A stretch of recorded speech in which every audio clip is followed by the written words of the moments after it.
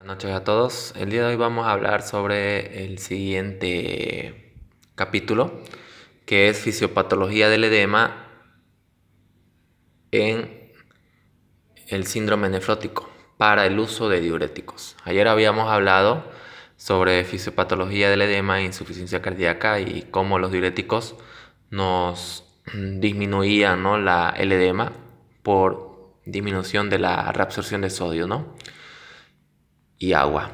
Y también habíamos hablado de la fisiopatología del edema en cirrosis hepática, ¿no?, que también se producía por una retención de sodio y agua y podíamos tratarlo con diuréticos, ¿no?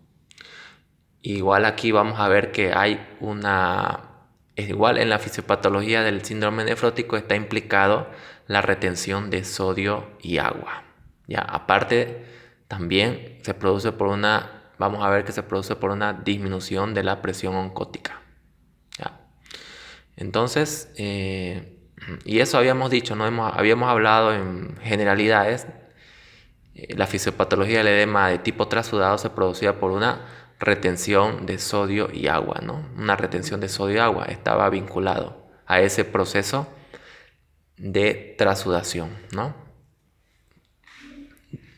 Entonces, vamos a hablar este capítulo del síndrome nefrótico. Entonces, en el síndrome nefrótico hay una lesión glomerular y que esto puede ser desencadenado por una nefropatía lúpica a través del lupus, una nefropatía diabética por la diabetes mellitus, las neoplasias, ¿ya?, también pueden desencadenar lesión glomerular, y las bacterias. Generalmente pueden producir una nefropatía post-estreptocócica por el estreptococo, ¿sí? Bien, entonces esta lesión glomerular nos va a dar una alteración en la barrera de filtración. Esta barrera de filtración consta de 3 capas fisiológicas: endotelio fenestrado, membrana basal y podocitos. Cada uno tiene una función distinta, ¿ya? Pero la función fisiológica que me interesa para comprender la fisiopatología en el síndrome nefrótico es la de la membrana basal. La membrana basal ya tiene en su estructura cargas negativas, que éstas repelen a las proteínas que contienen carga negativa. Las proteínas tienen carga negativa y esta membrana basal tiene dentro de su estructura cargas negativas. Una carga negativa con otra carga negativa van a chocarse y no van a poder filtrarse las proteínas plasmáticas como la albúmina en el glomérulo. No van a poder filtrarse en el glomérulo, ¿ya? Gracias a la membrana basal. Entonces, fisiológicamente nuestro glomérulo no filtra proteínas, ¿no? Proteínas. Bien. Entonces, esta lesión glomerular va a producir una alteración en la barrera de filtración. Esta alteración en la barrera de filtración va a producir una pérdida de la electronegatividad. Esta alteración en la barrera de filtración produce una pérdida de la electronegatividad de nuestra membrana basal, ¿no? De nuestra membrana basal. Nuestra membrana basal ya no va a tener las mismas cargas negativas, ¿ya? Porque va a estar alterado a consecuencia de una de estas etiologías que pueden desencadenar una lesión glomerular. Entonces, esta pérdida de la electronegatividad va a producirnos una proteinuria. La proteinuria es una excreción ya de proteínas, ¿ya? Una eliminación de proteínas por la orina, ¿ya? La proteinuria. Entonces esta proteinuria va a producirnos una hipoproteinemia. Proteinuria. Entonces quiere decir presencia de proteínas en la orina, proteinuria. Hipoproteinemia nos va a producir una reducción de proteínas plasmáticas, ¿ya? La hipoproteinemia entonces va a producirnos una reducción de proteínas plasmáticas. ¿Cuáles proteínas tenemos en nuestro organismo? Las inmunoglobulinas, ¿ya? Que pueden ser IgA, IgM, IgE, IgD, IgG, que son los anticuerpos, ¿no? Que son inmunoglobulinas. Está formada por las células plasmáticas, ¿no? Inmunoglobulinas por las células plasmáticas. Las globulinas alfa y beta también son parte de las proteínas plasmáticas. Albúmina también es parte de las proteínas plasmáticas. Que la albúmina es muy importante para mantener la presión oncótica normal, ¿no? Albúmina y también hemos hablado de una parte de farmacología que la albúmina es encargado de lo que es el transporte de los fármacos, ¿no? Ahí se almacenan los fármacos, ¿no? Tenemos los factores del sistema de complemento también son parte de las proteínas plasmáticas. Entonces, al reducirnos las proteínas plasmáticas, nos va a reducir también la inmunidad en este síndrome nefrótico. Es por eso que este síndrome nefrótico, esta persona que padece esto, es propenso a las infecciones, porque tiene menor defensa en el organismo. Una disminución de inmunoglobulinas, que son los anticuerpos necesarios para combatir todo proceso infeccioso, y los factores del sistema de complemento también, ¿no? Están ligados a eso. Entonces vamos a tener una deficiencia del sistema inmunitario en este tipo de pacientes con síndrome nefrótico. Una deficiencia de lo que es el sistema de defensa de nuestro cuerpo, ¿ya? Y esta persona está propensa a infecciones, el síndrome nefrótico. Una de las complicaciones del síndrome nefrótico son las infecciones, ¿ya? Pueden ser ascitis, pueden ser unas meningitis, ¿ya? La ascitis puede desencadenarse una peritonitis, ¿no? Una peritonitis. Ya, sigamos. Entonces la proteinuria nos va a llevar a una hipoproteinemia. Esta hipoproteinemia nos va a dar una hipoalbuminemia.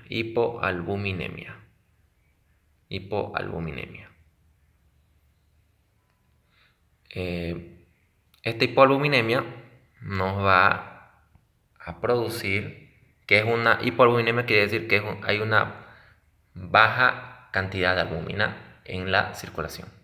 Una baja cantidad de albúmina en la circulación. Esto nos lleva a una disminución de la presión oncótica plasmática. Una disminución de la presión oncótica plasmática. Ayer habíamos hablado de la presión oncótica y la presión hidrostática. ¿Qué son, no? Pueden revisarlo en el anterior capítulo para no volver a repetirlo, ¿no? Entonces la disminución de la presión oncótica va a producirnos una trasudación capilar de agua plasmática. Una trasudación capilar de agua plasmática, ¿ya?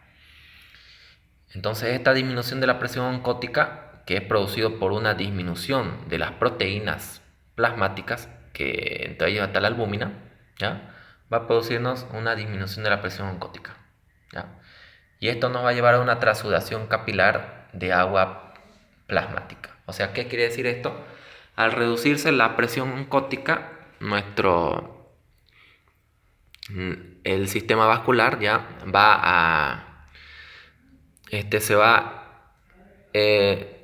a pasar mayor cantidad de agua al intersticio, de sodio y agua al intersticio, por una disminución de la presión oncótica plasmática, ¿ya? Va a pasar sodio y agua al intersticio, y esto es lo que nos produce, ¿no? Esta trasudación capilar de agua plasmática al intersticio, ¿no? Y esto nos va a producir los edemas, ¿no? Nos va a desencadenar los edemas. Acumulación de líquido en un espacio, en un tercer espacio, en el intersticio, ¿sí? Entonces, esta trasudación capilar de agua plasmática nos lleva también a una disminución del volumen intravascular. Una disminución del volumen intravascular. Y esta disminución del volumen intravascular se va a dar por extravasación, o sea, salida de agua y sodio al intersticio, como les expliqué. Esto por la disminución de proteínas que alteran la presión oncótica, ¿no? Entonces, esta presión oncótica nos va a llevar a una disminución del volumen intravascular, ya, por extravasación de agua, salida de agua y sodio al intersticio. Esto por la disminución de proteínas que alteran la presión oncótica. Por lo general, la presión oncótica es la fuerza que ejercen las proteínas dentro de lo que es el sistema vascular para pasar agua del intersticio al espacio vascular, ¿no? Eso es lo normal. Entonces aquí con esta disminución de la presión oncótica se invierte, o sea, pasa más bien agua y sodio del espacio vascular al intersticio, ¿ya? Y eso produce los edemas. Bien, entonces esta disminución del volumen intravascular nos va a llevar a una hipovolemia, una caída de la presión arterial. Esta hipovolemia va a alertar, ¿no? Va a activar a nuestro sistema simpático y sistema renina, angiotensina, aldosterona. Y hemos dicho que desde el primer capítulo que el sistema simpático y el sistema renina, angiotensina, aldosterona son ciclos. Son dos sistemas, uno de respuesta rápida, el simpático, y uno de respuesta tardía y lenta y más potente, como el sistema renina, angiotensina, aldosterona. Entonces, uno con otro se activan simultáneamente los dos y cada uno activa al otro, ¿sí? Este sistema renina, angiotensina, aldosterona libera aldosterona, ¿no? Libera aldosterona y esto nos va a producir una retención crónica de sodio y agua, ¿ya? Va a haber una activación constante del sistema renina, angiotensina, aldosterona, que libera aldosterona y esto produce una retención crónica de sodio y agua. Esta retención de sodio y agua nos va a producir un aumento del volumen plasmático. ¿Por qué es aumento del volumen plasmático? Porque la aldosterona nos ayuda a reabsorber agua y sodio, ¿ya? Y eso va a aumentar el volumen plasmático, el volumen del espacio intravascular. Entonces esto va a producir el siguiente paso, que es un aumento de la presión hidrostática. Que es en la presión hidrostática, ayer habíamos hablado que es la presión que ejerce los líquidos, ¿no? en lo que es el sistema vascular, ¿no? Y al aumentarse la presión hidrostática vamos a tener una mayor salida de sodio y agua al intersticio. Al aumentarse la presión hidrostática vamos a tener una mayor salida de sodio y agua al intersticio. Y esto nos va a producir también los edemas. Entonces, el síndrome nefrótico nos puede producir los edemas tanto por la disminución de la presión oncótica como un aumento de la presión hidrostática, ¿no? Un aumento de la presión hidrostática. Entonces esto nos va a producir los edemas, ¿ya? Estos dos componentes desencadenan los edemas. Y esto, a medida que este ciclo sigue activándose con el sistema renina, angiotensina, aldosterona y sigue habiendo la proteinuria para producir una disminución de la presión oncótica, ¿ya? Estos edemas van a progresar a anasarca, a un estado de anasarca. ¿Qué quiere decir esto? Un edema generalizado en todo el cuerpo, ¿ya? Entonces y es aquí donde usamos los fármacos, ¿sí? Cuando hay edemas localizados, ¿no? Edemas que no requieren una hospitalización, sino el manejo es ambulatorio, ¿ya? Usamos diuréticos tiacídicos, por lo general. Entre ellos está la hidroclorotiacida y la clortalidona, ¿ya? Que sirven para el manejo ambulatorio, ¿ya? Son diuréticos que sirven para el manejo ambulatorio, que no requiere una emergencia, ¿no? El paciente está tranquilo y puede tomarlo en su casa.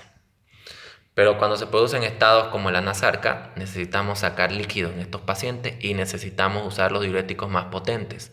Y uno de ellos está la furosemida. La furosemida es un diurético potente que nos ayuda a librar el contenido hídrico del paciente hacia fuera, ¿no?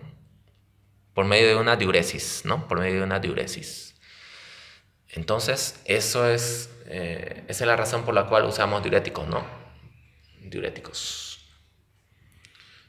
Entonces, el componente aquí es la retención también de sodio y agua, ¿no?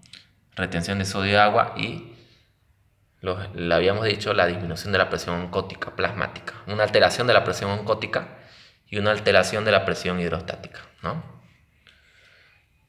Bien, entonces también podemos usar IECAS o ARA2 para el manejo de la proteinuria en estos pacientes con síndrome nefrótico. Estos son antihipertensivos de primera línea, ¿no?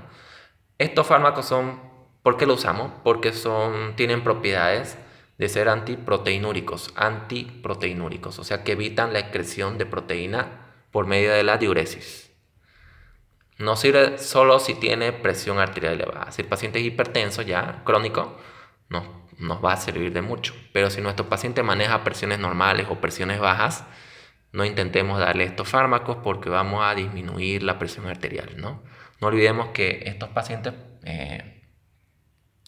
manejan en algunos casos cifras tensionales bajas, ¿no? Por la hipovolemia. Entonces, estemos siempre atentos controlando la presión arterial del paciente, ¿no? Si es baja, no indiquemos IECAS o ARA2, ¿no?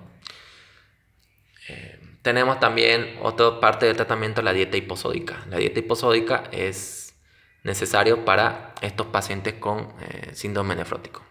Síndrome nefrótico, ¿ya? Un síndrome nefrótico. Dieta hiposódica. Esto está de más. Ahí está. Dieta hiposódica, ¿ya? Como parte del tratamiento de este síndrome nefrótico. ¿Por qué dieta hiposódica? Baja cantidad de sodio, porque al darle una dieta con mucha cantidad de sodio vamos a aumentar, ¿no? Vamos a empeorar el edema, ¿no?